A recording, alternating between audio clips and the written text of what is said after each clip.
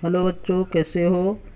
अभी जो कबीरदास जी के दोहे चल रहे हैं उनमें से अभी कुछ दोहे आपके शेष रह गए हैं, उनको आज पढ़ना है। तो आपका दुआ है, यह अवसर चेत्या नहीं, पश ज्यों पाली देह, राम नाम जान्या नहीं, अंत पड़ी मुख शेष से। तो इसका पहले संदर्भ लिखेंगे। संदर्भ में प्रस्तुत साखी हमारी पाठ्य पुस्तक के खंड काव्य के साखी शीर्षक से उद्धृत है। यह कबीरदास द्वारा रचित कबीर ग्रंथावली से ली गई है। अब इसका प्रसंग देखेंगे। प्रस्तुत साखी में कबीरदास जी ने कहा है कि मानव जीवन को व्यर्थ नहीं गंवाना चाहिए और इसे ईश्वर भजन में लगाना चाहिए।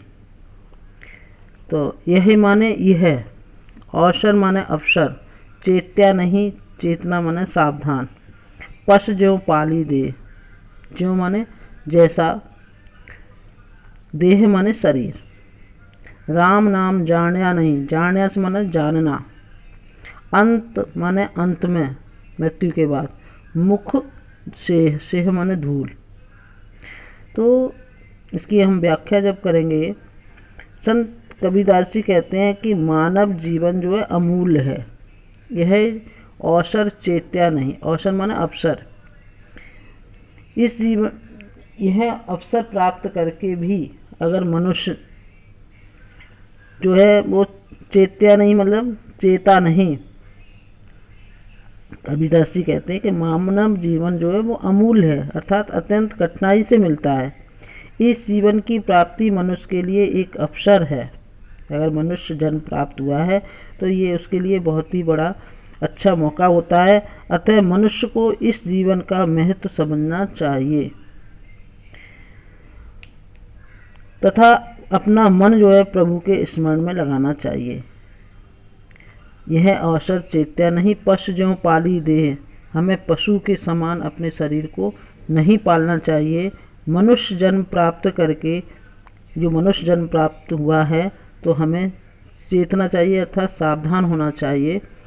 राम नाम जान्या नहीं, अगर हमने राम नाम नहीं जाना, हमने ईश्वर की भक्ति नहीं की, अपना मन प्रभु के स्मरण में नहीं लगाया, तो अंत में प्रभु भक्ति के बिना मनुष्य के मुख में धूल ही पड़ेगी, अर्थात उसे सब धिक्कारेंगे। अतः परमात्मा का स्मरण ही मनुष्य की प्रथम कर्तव्य है और इसी से वह मोक्ष की प्राप्ति कर सकता है। हमें पशु की भांति जो है भौतिक आवश्यकताओं की पूर्ति में लगे रहना नहीं चाहिए, हमें ईश्वर का भी स्मरण करना चाहिए। ये इस दोहे में बताया है।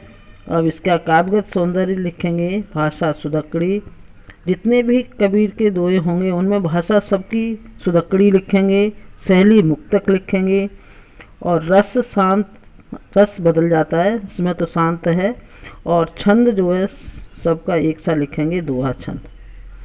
अलंकार अलग अलग होते हैं, तो इसमें राम नाम में म वर्ण की आवृत्ति हुई है, इस कारण से इसमें अनुप्रास अलंकार है। और पशु ज्यों पाली दे, पशु के समान, अज्ञानता और पशु के शरीर से समानता प्रदर्शित की गई है, तो यहाँ पे उपमा उत्प्रेक्षा अलंकार है। उपमेय में उपमान की संभावना होने के कारण यहाँ पर उत्प्रेक्षा अलंकार है। आगे अगला जो आपका दोहा है, यह तन कांचा कुंभ है, लिए फिरे था साथ, धबका लागा फूट गया, कुछ न आया हाथ। तो संदर्भ पहले की भांति ही रहेगा। इसके बाद इसका हम प्रसंग देखेंगे। प्रस्तुत साखी में कबीरदास जी ने मानव शरीर की नश्वरता का वर्णन किया है। ये मानव शरीर जो है वो नाशवान है। तो यह तन कांचा कुंभ है, तन माने शरीर और कांचा माने कच्चा, कुंभ माने घड़ा, लिए फिरे था साथ, साथ माने साथ में, धबका माने धक्का, लागा फूट गया, कछ न आया हाथ। कबीरदास जी कहते हैं कि हे मनुष्य, तेरा शरीर एक कच्चे घड़े के समान है। यह तन माने शरीर कांचा कुंभ है, कच्चे घड़े के समान है, जैसे जिसे अपना समझकर हमेशा तू अपने साथ लिए घूमते रहते हो। जिस शरीर को तुम अपने साथ लिए घूमते रहते हो वह एक कच्चे घड़े के समान है।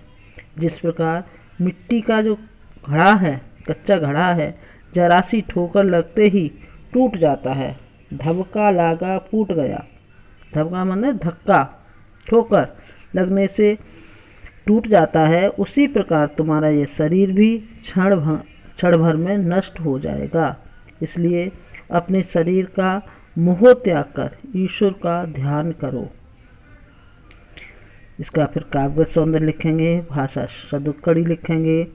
शैली में मुक्तक शैली और उपदेशात्मक, उपदेश दिया है इसलिए यहाँ पर उपदेशात्मक शैली, गुण प्रसाद, रस शांत, छंद दोहा, और यहाँ पर रूपक अलंकार भी है। तन कुंभ में तन उपमेय और कुंभ जो है उपमान में समानता स्थापित होने के कारण यहाँ पर रूपक अलंकार है, और काचा कुंभ में क वर्ण की आवृत्ति होने के कारण यहाँ पर अनुप्रास अलंकार है। इससे आगे वाला आपका दुआ है, कबीरा कहा गरबियो देही देख सुरंग, वीक्षणिया मिलवो नहीं ज्यों कांचली भुजंग। तो प्रसंग उसी संदर्भ पहले की भांति रहेगा और प्रसंग देखेंगे। प्रस्तुत साखी में कबीरदास जी ने मनुष्य को अपने शरीर पर गर्व न करने का उपदेश दिया है। कबीरदास जी कहते हैं, व्याख्या करेंगे। कबीरदास जी कहते हैं कि हे जीव, हे प्राणी, तू व्यर्थ में ही इस शरीर की सुंदरता पर गर्व करता है। कबीरा कहा गर्वियो, गर्वियो माने गर्व करना, घमंड करना। देही देख सुरंग, सुरंग माने सुंदर, देही माने शरीर, सुंदर शरीर को देखकर व्यर्थ में ही घमंड करता है। यह तो तुझे इस प्रकार ये शरीर जो है इस प्रकार छूट जाएगा जिस प्रकार से सांप के शरीर से उसकी कैंचुली जो है वो छूट जाती है। बीछड़ियाँ मिलवो नहीं ज्यों कांचली भुजंग, जो सर्फ होता है, भुजंग माने सर्फ, कांचुली माने कैंचुली, बिछड़ियाँ माने बिछड़ने पर। जैसे सर्फ के ऊपर से कैंचुली के निकलने के बाद वह दोबारा उसको प्राप्त नहीं होता है, कैंचुली जो दोबारा प्राप्त नहीं होती है, वैसे ही ये शरीर जो है वो प्राण निकलने के बाद पुनः प्राप्त नहीं होगा। इसलिए कबीरदास जी कहते हैं कि हे जीव, तू व्यर्थ में ही इस शरीर की सुंदरता पर गर्व करता है।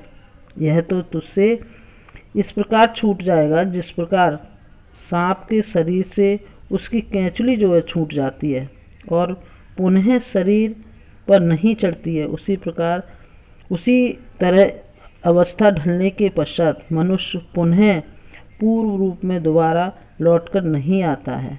प्राण निकलने के बाद वह शरीर को दोबारा से नहीं आता है। कभी जब हम बुढ़ापा आता है, जैसे जैसे हमारी उम्र ढलती है, वैसे वैसे जो सुंदरता है वो हमारी समाप्त होती जाती है और पुनः हम धारण नहीं कर पाते। उसी प्रकार से अर्थात कवि का तात्पर्य यह है कि इस भौतिक संसार में केवल ईश्वर ही शाश्वत है, अतः उसी को पाने का प्रयत्न करना चाहिए।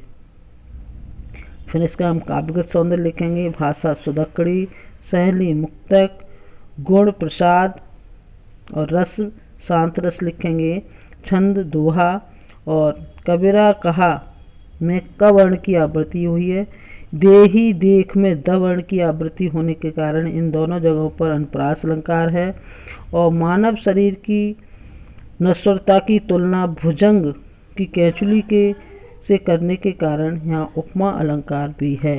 ये आपके दोहे समाप्त हुए। आगे का कोर्स फिर कराएंगे।